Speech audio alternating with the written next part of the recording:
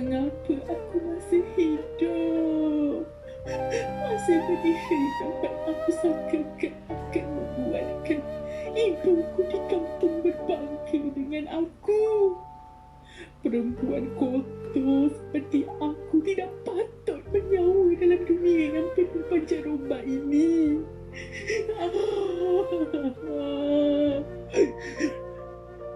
Orang sekeliling aku hanya memandang aku umpama kucing kelaparan yang meminta makanan.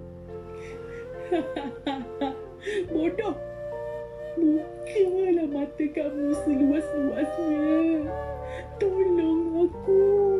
Aku menangis. Aku sakit. Aku perlukan bantuan. Aku terseksa. Tolong. Tolong.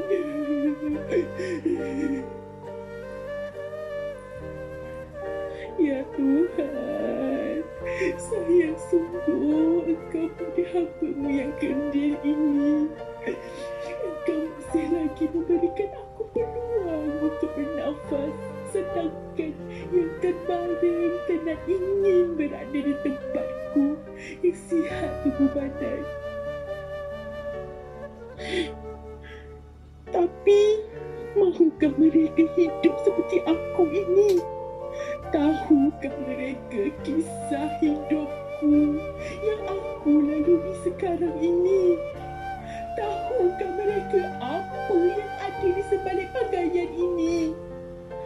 Mahukah mereka berada di tempatku yang aku sendiri pun jijik menyentuhnya?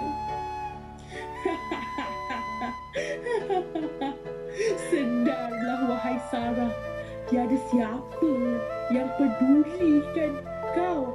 Ini kan pula bertukar tempat dengan kau, berpijak di bumi yang nyata. Sarah, engkau hina Sarah.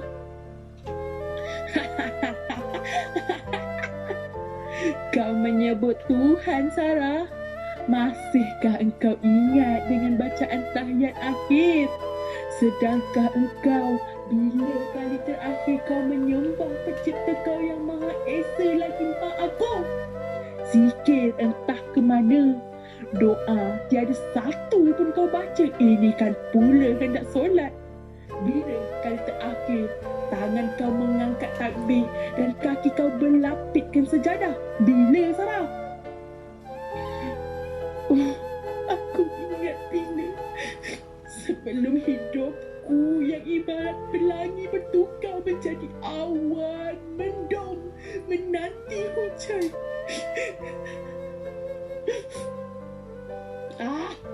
Sudahlah, kawan-kawan sendiri pun pulaukan aku. Pensyarah sedikit pun tidak pedulikan kewujudan aku. Kemana aku menghilang? Mengapa aku tidak pernah terlibat dalam tugasan berkumpulan? Ini kan pula hendak memberikan simpati dan perhatian terhadapku. Kamu ini hendak belajar atau tidak? Kamu tahu tak berapa ramai yang ingin berada di sini? Itulah yang akan aku dan rakan-rakan aku dengar sebaik saja kelas bermula. Akan tetapi, aku tertanya-tanya, adakah cerita batinku akan didengari oleh mereka? Pernahkah mereka bertanya mengenai keberadaan aku serta mengapa aku mengabaikan ijazah sarjana muda pendidikan yang sangat aku inginkan untuk bergelar guru suatu hari nanti? Mengapa baru kini ibu mencariku? Tidak putus-putus mengomongiku. Setiap hari, pasti telefonku menjerit meminta diangkat panggilan daripada ibu. Dahulu, aku penat berpura-pura umpama hidupku berjalan sama seperti yang aku inginkan. Sama seperti sebelum aku memulakan pengajian yang sudah 2 tahun aku habiskan. Sebelum aku tinggal bersama keluarga durjana itu. Pusat perumahan pelajar di universiti aku hanya menyediakan tempat tinggal kepada pelajar tahun 1 sahaja. Disebabkan oleh ruang universiti yang sekangkang kering ini tidak mampu untuk menyediakan penginapan kepada semua pelajar. Ketika memasuki tahun 2, kami dikehendaki mencari rumah sewa atau menyewa di pusat perumahan pelajar luar kampus yang mengenakan iuran penginapan yang amat tinggi. Umpama kami semua ni datang daripada golongan bangsawan. Akan tetapi, nasib menyebelahi aku kerana mempunyai ibu saudara yang tinggal di kota ini. Mak Lang dan suami mempelawa aku untuk tinggal bersama mereka. Dan aku hanya perlu menaiki kenderaan awak, tambang yang murah untuk ke kelas pada setiap hari. Mungkin dengan cara ini, Mak Lang dan suaminya akan membuka mata dan melihat kesusahan kami sekeluarga. Dan mungkin juga aku dapat mengeratkan kembali hubungan Mak Lang dengan keluarga di kampung kerana sudah bertahun lama Mak Lang tidak pulang ke kampung, ibarat kacang lupakan kulit. Lantas, aku menerima pelawaan mereka tanpa ragu kerana aku fikirkan dapat membantu meringankan beban ibu di kampung kerana masih mempunyai 4 orang adik-beradik yang bersekolah. Tambahan pula, keluarga kami hanya bergantung kepada ibu setelah ayah meninggal dunia 10 tahun lalu. Perkara ini menjadikan aku dan rakan-rakan aku makin renggang kerana aku terus pulang ke rumah Mak Lang sementara rakan-rakan lain keluar menghabiskan masa bersama-sama. Sikap diri yang pendiam dan kurang bersosial telah menjadi penambah perisa kepada kehancuran diri ini. Anak sulung seperti aku memang akan mengutamakan keluarga dalam setiap benda sehingga sanggup menggadaikan diri sendiri. Nasib ada Sarah menemani Mak Lang ketika Pak Lang berlayar. Dapatlah kami merasa membesarkan anak walaupun kamu anak saudara kami. Masih terngiang-ngiang ayat Mak Lang pada awal aku tinggal bersama mereka. Oh, sebelum aku lupa, hidup mereka cukup mewah pada pandangan mata berkasatku pada awalnya. Sempurna bagi orang buta macam aku. Tanpa aku ketahui apa yang akan terjadi ketika Pak Lang pulang dari berlayar ke negara Brazil dan apa yang akan berlaku ketika Mak Lang pergi bertugas sebagai seorang pramugari di sebuah syarikat penerbangan terkenal. Pekerjaan mereka menyebabkan mereka tidak lagi digunakan cahaya mata. Permulaan semester pertama tahun 2, kehidupan aku berjalan seperti biasa. Masih lagi ke kelas dan menemani Mak Lang di rumah, dan kadang-kala aku dimanjakan dengan pakaian mewah dan makanan yang sedap sebelum iblis yang sangat dicintai oleh Mak Lang pulang ke tanah air. Aku menjadi saksi kebahagiaan hidup mereka. Bagaimana iblis itu mencintai Mak Lang dan bagaimana matanya memandang wajahku ketika mereka berasmara di dapur pada satu malam. Aku segan, tetapi aku sedar akan kedudukan aku yang hanya menumpang dan mereka adalah pasangan yang halal. Lalu aku banyak habiskan masa di dalam bilik menyiapkan tugasan ataupun mengulang kaji. Aku beri mereka ruang. Mungkin sudah menjadi cara hidup mereka, berjemur dan berasmara di mana sahaja mereka inginkan. Aku butakan mata, pekakkan telinga daripada mendengar desahan nikmat mesra daripada pasangan suami isteri itu. Walaupun dengan adanya kehadiran aku, tapi kenapa aku turut menjadi mangsa? Mengapa badanku yang berisi ini yang ingin diterkam olehnya? Kenapa aku yang berusia 22 tahun ini menjadi mangsa lelaki durjana itu? Pada awalnya, kehidupan kami seperti biasa. Mak Lang akan bekerja mengikut jadualnya dan lelaki durjana itu akan memainkan peranannya sebagai suami misali dengan mengambil dan menghantar Mak Lang ke tempat kerja serta membelikan kami makanan yang mewah pada setiap hari. Tapi makin hari makin pelik pandangan lelaki iblis itu kepadaku dan dengan matanya menakutkan aku. Cara Memerhatikan pakaian aku yang hanya mengenakan seluar tidur dan t-shirt. Begitu tidak menyelesaikan aku. Cara sentuhan apabila aku bersalam dengannya bukan seperti kebiasaannya aku bersalam sebelum aku berangkat ke kelas. Setiap kali aku pulang ke kelas untuk membersihkan badan, pasti si iblis itu akan berbaring di atas katilku, menungguku yang hanya dibaluti kain tuala dengan matanya memandang tubuh putihku dengan penuh nafsu.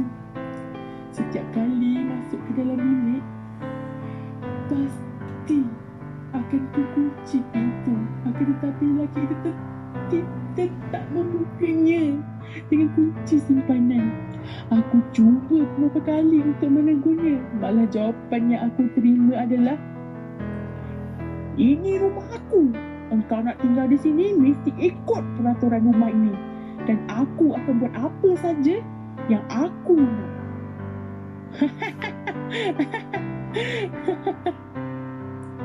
Dan di situlah titik permulaan hidup aku yang bagaikan tinggal di dalam neraka dunia ketika Mak Lang bekerja.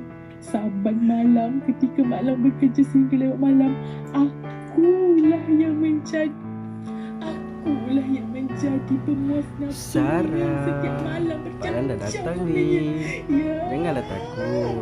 Kita berdua je dekat rumah ni. Mak Lan tak ada pun. Senang tahu tak, Palan dah lama geram dengan Sarah tau. Gebu. Sedap. Akan aku panggil suami. Tapi kini semuanya hancur. Hidupku musnah. Aku jijik. Aku sudah dinodai. Aku sudah hilang segalanya. Panggilan sayang dan baby pasti akan aku dengar ketika si iblis itu sedang nak menikmati aku. Badanku yang kesakitan akibat rodokan dan sentuhan ganas ini langsung tidak dihiraukannya.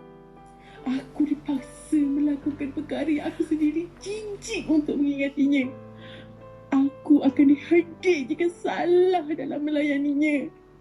Bangang, bongok. Itulah aku ketika aku menyakitinya. Aku benci. Esakan aku, tangisan aku, jeritan aku langsung tidak dihiraukan. Akhirnya aku hanya mempunyai pilihan untuk merelakan dan merasakan apa yang dilakukan olehnya. Menjadi pemuas nafsu bapa saudaraku. Jangan pernah kau ceritakan perkara ini kepada sesiapa pun. Kalau tidak, keluarga kau di kampung pasti akan terseksa. Anggap saja layanan kau pada aku ini sebagai tanda terima kasih. Selepas ni, aku akan tolong keluarga kau di kampung. Mak dan adik-adik kau tak payah hidup susah lagi. Aku akan belikan motosikal yang baru untuk menyenangkan pergerakan mak kamu. Setiap bulan, aku akan bagi kau duit yang banyak untuk bantu keluarga kau. Kau dekat sini, kami belikan makanan yang mewah, baju yang mahal. Kau tak nak ke mak dan adik-beradik kau dekat kampung hidup senang macam kau juga? Makan makanan yang mahal. Tak payahlah mak kau masakkan lauk tiap-tiap hari. Kau boleh belikan mereka baju, kelengkapan rumah yang lain. Kau cakap je apa yang kau nak. Akan aku suruh Mak Lang kau belikan untuk keluarga kau. Janji dapat kurangkan rasa sunyi aku bila Mak Lang kau bekerja. Walaupun aku telah diugut olehnya untuk tidak menceritakan perkara ini kepada sesiapa, namun aku takut. Sampai bila aku dan tubuhku berterusan diperdajakan olehnya. Hidup dalam mati, bernafas namun tidak bernyawa. Itulah aku, Sarah. Gadis yang meminta pertolongan ibu kandung sendiri daripada terus menjadi pemuas nafsu binatang lelaki bejana itu. Nanti aku kena berlayar lagi. Aku dah cemuh muda tangan aku dan main dengan perempuan di atas kapal. Perempuan atas kapal tu semuanya tak cantik seperti Mak Lang kau. Bodi mereka tak sesedap Mak Lang kau. Kau je dapat tandingi Mak Lang kau tu.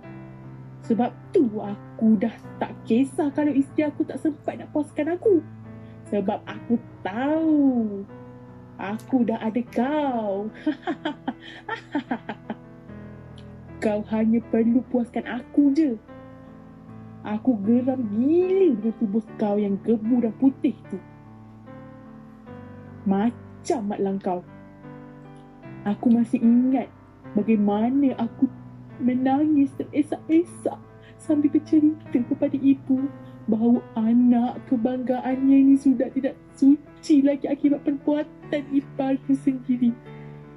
Jawapan ibu adalah, kamu jangan nak menuduh pak lang kamu yang bukan-bukan, Sarah. Dia tahu bersyukur sikit kamu diberikan tempat tinggal secara percuma. Oleh dia, pak lang kamu sangat sayang dekat mak lang kamu tu. Kamu baru mengucap. Jangan ingat kamu kat bandar semua orang jahat ya. Jangan banyak sangat tengok cerita dan jangan kamu nak berkawan dengan orang bandar yang kamu bukan. Pak lang kamu ahli keluarga kita. Kamu tu hanya tinggal di bandar, bukannya di luar negara. Mak Saleh sampai kamu nak cakap pak lang kamu begitu. Sudahlah, mak tak mau dengar lagi cerita reka kamu ni. Jangan nak malukan nama keluarga kita.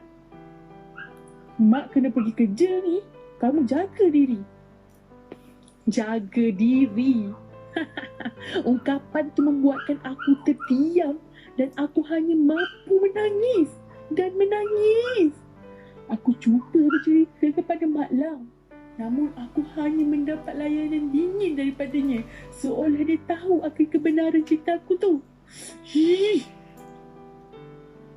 Tapi dia memilih untuk mempertahankan suaminya. Dia pilih untuk terus berdiam diri. Jawapannya sungguh membuatkan aku jadi gila.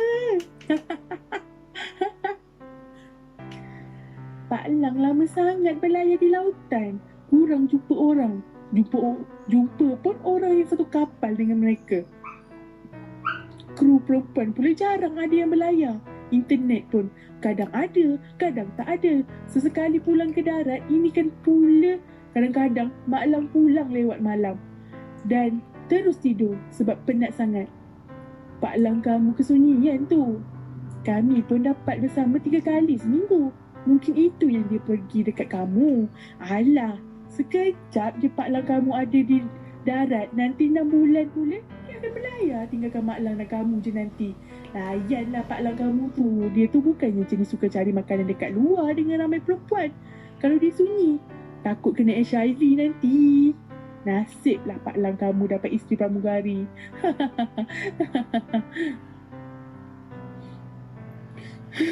Dasar suami isteri tu jana. Mentang-mentanglah kamu golongan darjah tinggi, langsung kamu tidak hiraukan nasibku menjadi penyedap untuk suami sendiri. Darjat tinggi, langsung kamu tidak hiraukan nasibku. Apatah lagi hendak menolong keluarga aku yang bersusah di kampung. Patutlah mereka tidak dikurniakan zuriat. Tidak tahu arti kasih sayang yang sebenar. Oh Tuhan, apakah yang ada pada diri gadis pendiam dan lemah lembut seperti aku ni? Bukankah zaman kini orang sudah tidak pandang perempuan seperti aku? Benarkah wujud manusia berhati hitam sebegini membiarkan anak saudara kandung sendiri menjadi pemuas nafsu suami sendiri, menjadi pemuas nafsu bapa saudara sendiri? Jijik sungguh aku dengan perkataan tersebut. Di dalam bilik rakan sekelasku, Suraya, di rumah studionya.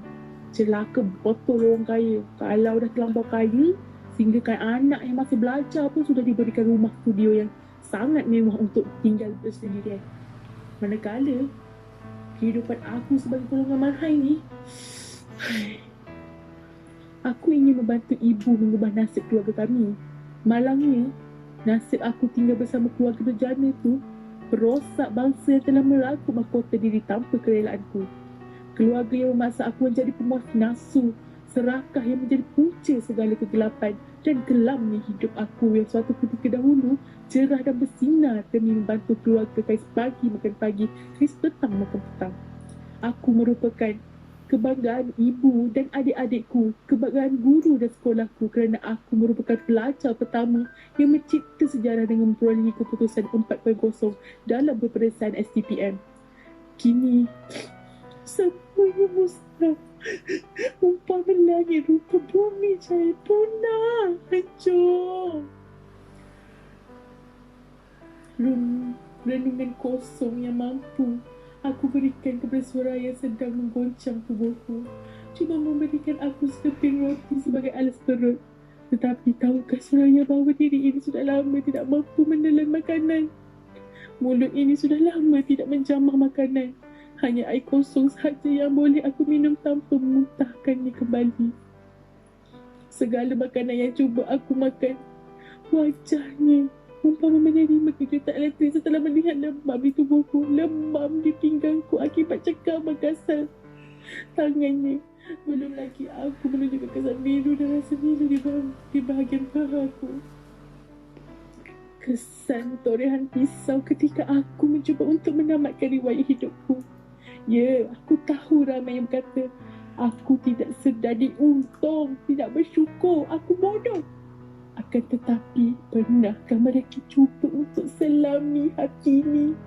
Pernahkah mereka duduk sendiri dan tinggal sepurbung bersamaku? Sedangkan hati ini, suara mereka begitu lantang berbicara mengenaiku tanpa sedikit pun pedulikan raunganku. Begitulah manusia. Hanya tahu menilai berdasarkan permukaan yang mereka nampak sahaja. Mereka hanya memberikan perhatian terhadap apa yang aku benarkan mereka untuk nampak sahaja.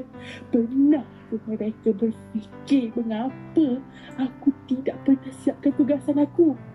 Mengapa aku terkapai-kapai datang ke kelas? Benarkah mereka bertanya mengapa badanku lesu? Mataku yang bengkak, pakaianku yang langsung tidak melambangkan aku seorang mahasiswa, atau mengapa langkah kakiku yang lemah? Nah, bahlul punya manusia hanya tahu berbicara di belakang, tetapi diam menyepi apabila aku berada di depan mereka. Ketika tahun 1, semuanya sempurna, berjalan seperti yang aku inginkan. Namun kedua-dua bahu ini bagaikan sudah tidak berdaya lagi menanggung bebanan diri ini. Aku terpaksa melepaskan bebanan di bahu kanan di mana aku perjudikan masa depanku, dan menanggung bebanan di bahu kiri menjadi mangsa pemuas nafsu bapa saudaraku sendiri.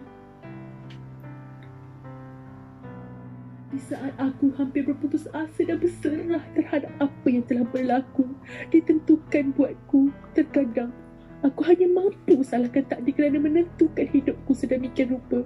Aku ibaratkan manusia yang tidak bertuhan. Begitulah jadi aku yang sememangnya sungguh berputus asa untuk teruskan hidup. Suraya datang memegang tanganku yang aku sangkakan hina rasa dipaksa untuk memegang kejantanan si iblis itu. Suraya datang memeluk tubuhku yang sememangnya aku jijik melihat kesan biru dan lembab akibat cengkaman dan paksaan lelaki bejana itu. Ketika aku mencari makanan pada waktu malam itu, Suraya datang membisikkan kata-kata semangat. Setiap perkara yang berlaku dalam hidup kita, semuanya bersebab. Pada awalnya kita mempersoalkan perkara itu kepada Tuhan. Mengapa perkara ini berlaku pada diri kita? Mengapa orang lain bahagia sahaja hidupnya?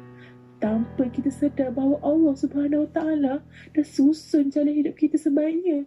Sebab setiap perjalanan hidup yang sukar pasti menuju perakhiran yang sempurna. Dan kepercayaannya kepada aku di saat ibu kandungku sendiri tidak percayakan aku, dan di saat ibu saudaraku merelakan perbuatan keji suaminya terhadap aku. Oh Tuhan, ternyata masih wujud insan berhati mulia sebegini. Masih ada insan yang sudi menerima diriku di saat keluargaku sendiri membuang aku. mengatakan aku gila dan khayal kerana menuduh bapa saudara sendiri merosakkan aku. Terima kasih Tuhan kerana hadirkan aku Suraya pada saat dan waktu yang tepat sebelum sempat aku mengumbarkan diri ke dalam neraka jahanam. Ya, ketika aku cuba untuk menghentikan segala derita ini dengan 9 pisau di tangan kiriku, Suraya datang membawa aku pulang ke rumah studionya setelah berjaya memujukku ketika berada di beranda fakulti kami. Semenjak peristiwa tersebut, aku tinggal bersama Suraya di rumah studionya. Keluarganya melayanku seperti anak angkat dengan memberiku wang saku, dan rumahnya menjadi rumah keduaku apabila cuti semester berlangsung. Aku meminta Suraya merasakan perkara ini daripada pengetahuan keluarganya.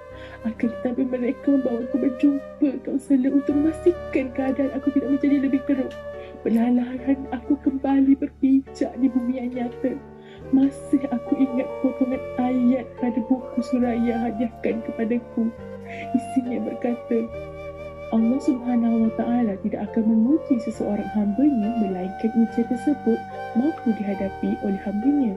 Kerana makin hebat ujian yang diberikan, makin sayang Allah Subhanahu Wa Taala kepada hamba-Nya. Makin hari semakin hampir aku mengejar impian dan cita-cita dalam mendidik anak bangsa sehingga mereka berjaya dengan kehidupan mereka.